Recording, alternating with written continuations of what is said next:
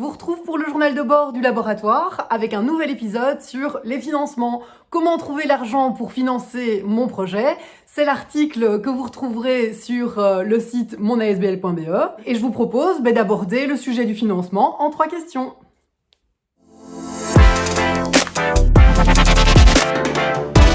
Alors, au laboratoire, on a choisi le modèle de financement hybride. Donc, ça implique d'aller chercher une variété de sources de financement qui va autant dans le public que dans le privé.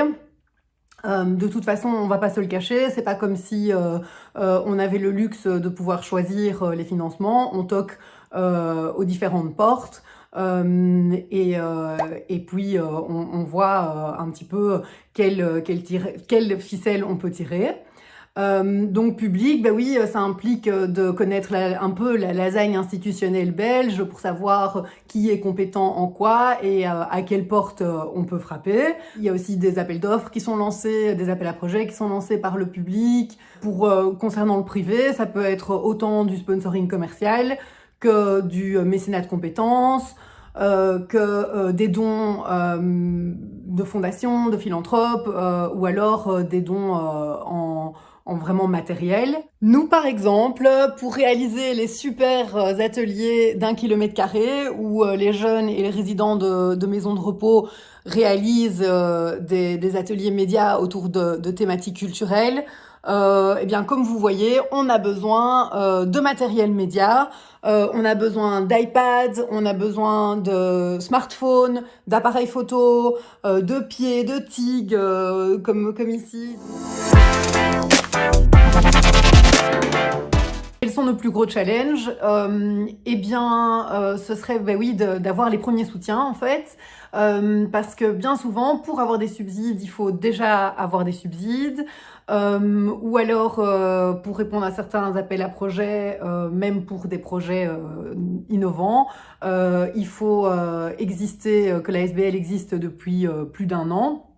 Donc ça met clairement des bâtons dans les roues des projets qui veulent se lancer. Une solution peut être de collaborer avec d'autres structures qui existent déjà et qui ont cette légitimité auprès des pouvoirs publics.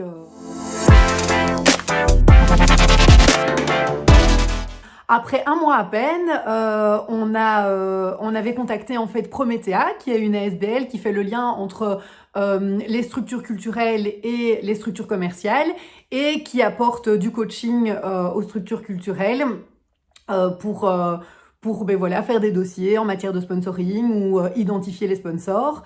Et c'est vrai qu'ils ont été séduits par notre initiative et ils ont décidé de nous soutenir parce qu'ils croient en nous et ils ont bien raison.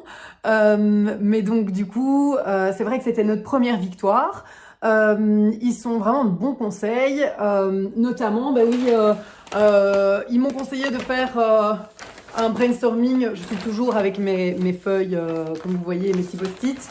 Mais c'est vrai qu'ils m'ont conseillé de faire un brainstorming pour identifier les sponsors potentiels du laboratoire. Un brainstorming que j'ai fait avec mon entourage. C'était super intéressant et il y a eu beaucoup d'infos très riches qui en sont ressorties. Eh bien, notre projet pilote, c'est 1 km². 1 km², c'est le périmètre d'un quartier à Bruxelles. Dans un quartier, en fait, il y a plein de personnes qui sont invisibles dans les médias. Le laboratoire, avec 1 km², décide de porter la voix de ces personnes. On a fait ce premier pilote sans financement. L'idée, c'est que ce projet SM dans tout Bruxelles et pour pouvoir déployer en fait 3 nouveaux km² en janvier 2024, eh bien, nous avons besoin de financement, nous avons besoin de matériel média et clairement, les publics, le lieu aussi où se déroulera les 3 prochains km², dépendront des financements qu'on aura réussi à récolter. Je vous remercie beaucoup pour votre écoute